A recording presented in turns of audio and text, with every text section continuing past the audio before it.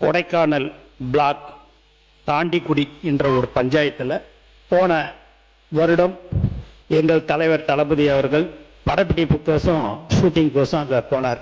ஒரு சீன் எடுக்கணும்னு சொல்லிட்டு அந்த கரடு முரடா ஜீப்பில் மேலே ஏறி அந்த இடத்துக்கு போனார். தாண்டிக்குடியில் நானும் கூட போயிருந்தேன்.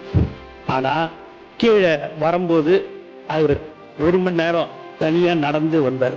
வந்த உடனே 15 வருஷமா அந்த இடத்துல ரோடு வசதி இல்லை. நம்ம சொந்த செலவில் இந்த ரோடு ஒரு 254 பேர் தான் அங்கே வாழ்ந்து கொண்டு இருக்கிறார்கள். நம்ம சொந்த செலவில் போட்டுடலாமா? நம்மளை பேனர் வைக்கவே விடல. நம்மளை எங்கே போய் இந்த ரோடு போடுறதுக்கு விடுவாங்க சார் அப்படின்னு. நம்மளுடைய ஆட்சி கண்டிப்பாக வந்துடும் சார், வந்த உடனே போட்டுடலாம் அப்படின்னு சொன்ன சிரிச்சார்.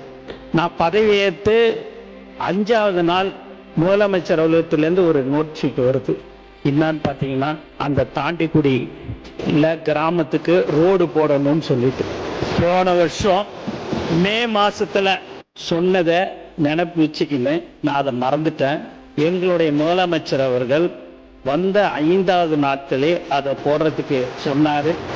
இன்னைக்கு சுமார் 5 கோடி ரூபாய் ஒதுக்கீடு செய்யப்பட்டு இன்று வேலை ஆரம்பிக்கப்பட்டிருக்கிறது என்பதை இந்த அவையில் நான் தெரிவித்துக் கொள்கிறேன்.